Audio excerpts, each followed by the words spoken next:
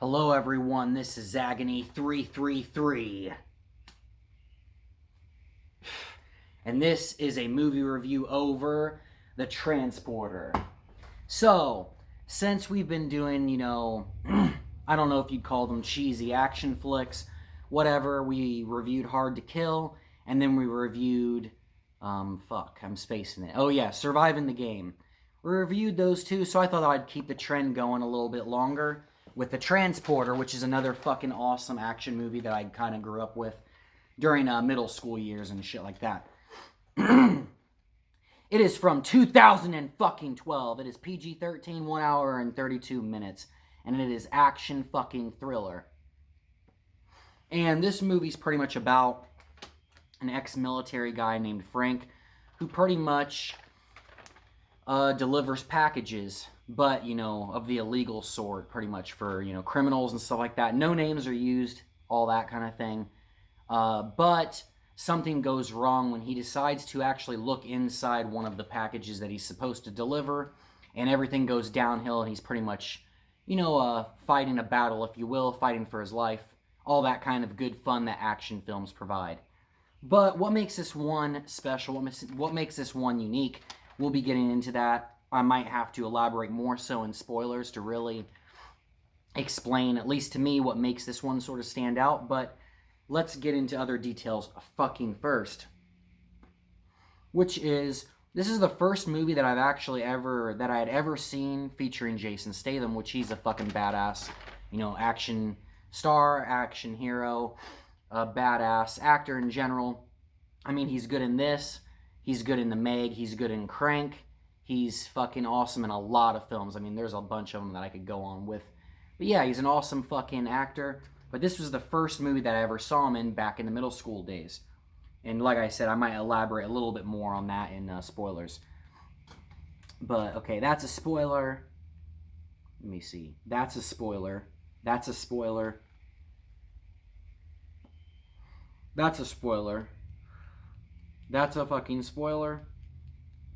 And so, okay, actually, most of this is spoilers. There's no trivia stuff that I was able to really put down here, other than, I guess, I'll throw it in from recollection and stuff one moment after I get a fucking drink, of course. Because that's been another stupid thing that I've been doing here lately, is needing to take a quick break for a fucking drink because I'm thirsty. Any fucking way. What I think makes this film, pretty cool is not just the great acting on the part of Jason Statham, but, the stunts and stuff like that, which that's the trivia thing I was going to get to, is he actually apparently did most of his own stunts in this movie, which is awesome. It's always awesome when an actor, chooses to do their own stunts rather than having a stunt double for a lot of the things like that. But what makes this one unique and cool, to me, is the creative way that the fight scenes are done. I mean, this one, at least to me, whenever I always think back to it, this isn't a movie that I ever really watched for its story. I mean, the story is all right, but it's not like how, Surviving the Game was, where there was like an emotional hook for a story or something like that. It's more to me, I always watch this because I love the awesome badass fight scenes and shit, and the action's really fucking cool. So to me, that's what makes this stand out, is the creative fight scenes, the way it goes about those, which, like I said, I'll also have to wait till spoilers to elaborate on that kind of fucking thing. So really, there's not all that much to discuss in this section of the review. So I thought I would give this movie a 7, heading maybe towards 7.5. It's a really solid, badass action film, and at least that's what I could probably say for pretty much all of Jason Statham's films, Lock, Stock, Two Smoking Barrels. There's a lot of films that he's a part of, or, the lead actor in, and they're usually always fucking awesome. So you can't really go wrong with him as an actor or something like that. So yeah, 7.5. For anyone who doesn't want to be spoiled thoroughly on this fucking awesome film and would rather actually just watch the action take place, fucking peace. For everyone else who doesn't care about that kind of thing and wants to maybe hear some thoughts, or you've already watched the fucking movie and you want to hear some fucking thoughts, let's get into that shit right the fuck now. Okay. So, let me see. Oh, I thought this was kind of amusing. And also goes to show you why you stick with Jason Statham. Immediately in the beginning of the movie, he's a getaway driver. That's his like first mission that you see in this film. Is that he's pretty much a getaway driver, and I apologize if you hear the train in the background, background sounds and all that crap. Any fucking ways, he's helping robbers get away from a bank heist. And the literal moment, well, not the literal moment because it's the next day, but they end up going with a different getaway driver partway through. And I just thought it was amusing that the moment that they choose somebody else, they fucking get caught going down a wrong street and all this other shit. The other getaway driver doesn't know what the fuck he's doing. I thought that was fucking amusing as all hell. Let me see here. Okay. But here's the other thing. Now I can actually get into more of what the story's about and shit. So yeah, he delivers packages, or like the robbers, for instance, they necessarily weren't a package, but he's basically a driver, guy that delivers. He drives people, whatever the fuck you want to, yeah. He does illegal activities for fucking moolah, okay, cash. So, the thing that gets him into some shit, though, is when he notices the package that he's supposed to deliver is fucking moving, because it's a fucking person. So what I put here is he ends up breaking his own rules for morality, in a way. In a sense. He ends up trying to sort of do, not really the right thing, but he feels bad, and you can tell, and that's kind of what ends up getting him into shit, is because then, morality comes into question here. But, let me see here. Oh, I thought this was also amusing. When he finally delivers said package, because, yeah, then he ends up delivering the person. He carries the bag, which, mind you, there's an entire full-grown fucking human being in this bag. He carries the bag with one hand like fucking nothing. You think you'd at least kind of strain a little bit when you're carrying an entire fucking person with one fucking hand. But no, not Jason Statham, not all these other action motherfuckers. They can carry an entire fucking person with one hand like it ain't shit. I wish I had that kind of fucking, strength. Sadly, I lack that kind of fucking strength. But okay, let me take a fucking sip and get to more fucking things here. Alright. So, now here's a scene I'll actually discuss. I've always thought this scene was fucking great. And it's when, like, the whole sequence when he returns to the house after delivering that package, that person, when his car is blown up, I fucking love that fight scene. Like, that's what I'm saying. Like, it's moments like that one that, to me, make this film as badass and hold up like it has. I love, like, how, they're playing cards and then they get up and then they go to the door, and the immediate response isn't, to just shoot through the door or whatever. No, it's just, like, he looks through the fucking peephole or whatever and just sees the fucker sprinting, jump, and kick the fucking door in. I love that shit. Just the entrance there, the whole fight with, like, those guys that end up bringing axes in. The whole fight is just done fucking really well. So yeah, I think I'm trying to think of the term now. I'm a fucking moron.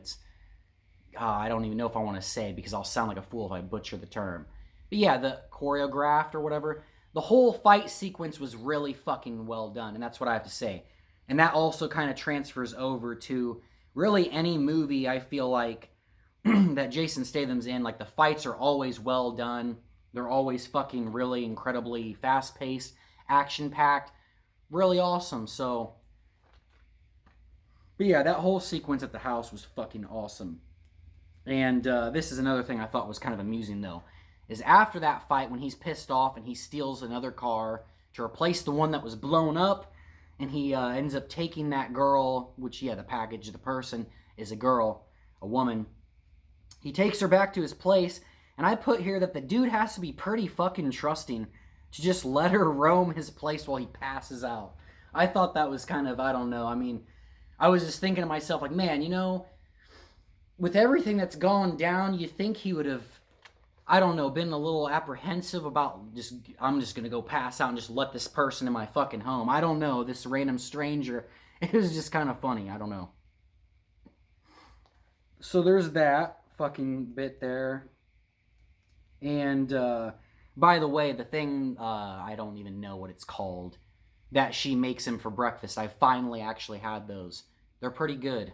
Anyways, so now I guess I'll get into like one of the last bits here, which, like I've said, the creative fight scenes, at least to me, are what made this film always so damn awesome. And now I can actually get into, you know, the memory of when I actually first seen this film. It's another case where it was a random movie that was on.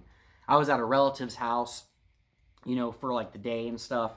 I was at a relative's house, you know, we were flipping through channels and stuff, and it was during the scene actually where the, you know, captive person, the woman that he's trying to deliver, when she gets away, and then he has to fight these like police officers and all this other stuff. It's right before the whole house sequence I mentioned that's badass. That was where I came into the film, and I was like, what is this movie? Because like just the action scenes and all that are really at least what drew me into it.